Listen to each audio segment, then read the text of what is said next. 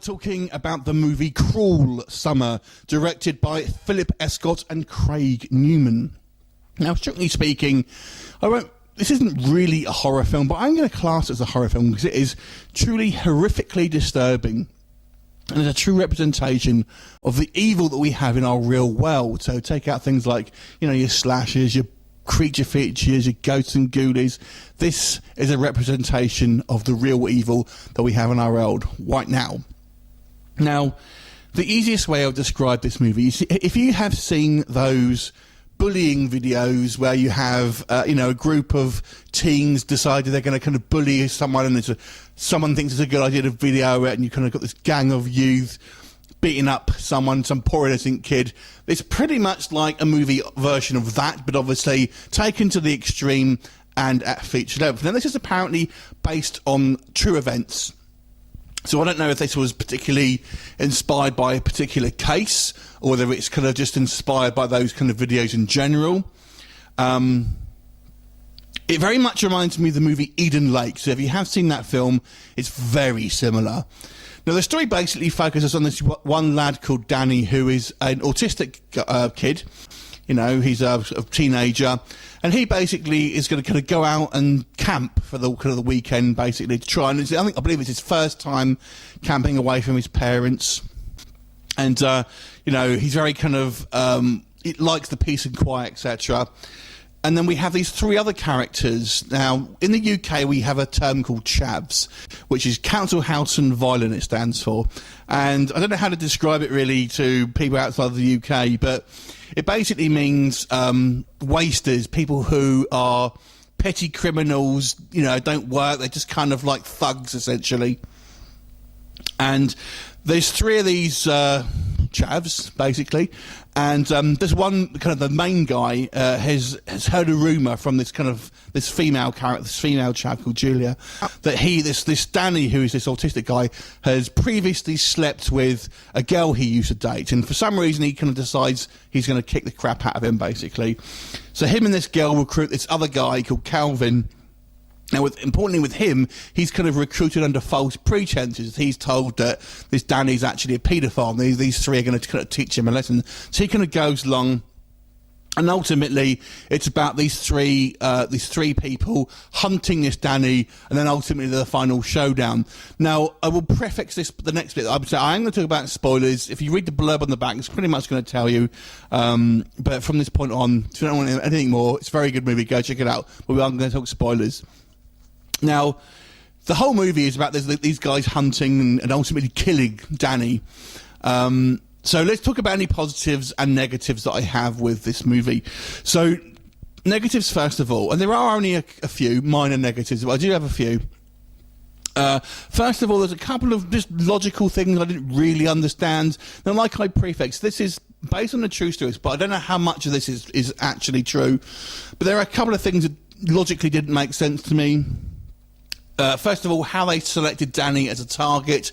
This character, Julia, just seems to pull his name out of thin air and go, oh, this ex-girlfriend of yours slept with all these guys, and I know she slept with this one particular one. And I thought, why? What made her come to that conclusion? There was nothing really. It just seemed to come out of nowhere. And then the second thing is really just from that, is that it's a very flimsy motivation to do such a heinous thing. I mean, apparently this guy knew that he was under the impression that this Danny had slept with his girlfriend, not while he was dating her, but previously. So it seems quite flimsy. But he's also told there's a whole bunch of other guys have slept with her as well. So it seems, why target this particular kid? Anyway, so, I mean, I guess that's what's happened. That's what's happened. There are people who fly off the handle for no reasons. But the motivations seem flimsy.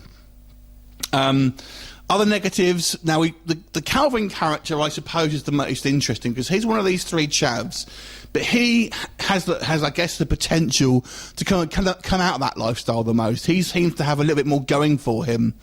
But one thing that confused me in this kind of movie is that it's stated that he has just moved to the area, and we actually see a scene with him unpacking boxes, so he's clearly just moved there. So I don't know how he knows these other two, but they just seem to turn up and recruit him. And I think, how do you even know these? That you've kind of just been established that you've just moved here. in a conversation that he's talking about why they've moved, and also we see him unpacking. So I don't know how it is that he ended up knowing these two. And the only other critique I would say is there is a minor character, Danny's father, not a good actor. So that's that. That's the negatives. But let me talk about the positives here. The other acting is incredible. That one actor doesn't take away from the rest of the job, the job here, but the rest of the actors. From everyone. I mean, I think obviously when you see this film, you'd probably be looking at the guy who plays the autistic kid. He was very good. But the three guys who played the kind of the youths, the kind of the criminals, the chavs, whatever you want to call them, they were scary. Particularly Nicholas, who was the kind of leader. I mean, this guy, we've all seen. If you're in the UK, you've all seen this type of guy before. I mean, I don't know if this is his real, similar to his real personality, but man, that was some visceral shit. I'm telling you, they acted this shit out of this film, and these three characters I thought were portrayed with such kind of realistic manner in which these type of people act was very, very good. I mean, yeah, the easy thing is to say is, obviously, the guy who plays Danny, he's the autistic one. He's kind of doing all the kind of the very good line delivery, I've got to say. But I think he but the real acting for me was these three guys. Fantastic, absolutely fantastic. And also this sense of tragedy that the directors get out of this movie. Whew, I mean, it's a real one of these ones that will make you kind of well up and go, oh man, that was seriously harsh. There's not a lot to the actual plot of this film. Really, it's a fairly simple plot. But ultimately, when you kind of watch this film, you think, man, that was really some bad shit. Really some bad shit. Actually, I've just thought of another negative there. And then this is something that bugs the shit out of me. I don't know why films do this. The movie starts with a scene towards the end of the film, and then it kind of starts the film. That's a really annoying trope that I wish films didn't do, because you know it's coming. And if you've read the blurb, you kind of know what's going to happen anyway. But it's one of these things I wish films wouldn't do it. Really bugs the shit out of me. You have a scene towards the end of the film, so the whole movie, you know you're going to get to that point. So it kind of really takes the wind out of the sails of the rest of the film, if you ask me. Anyway, overall, I thought this was a fantastic movie. It's a depressing film, and it's not going to be like fun, Saturday night viewing with a couple of beers. This is a harrowing film, but it does the job, I've got to say.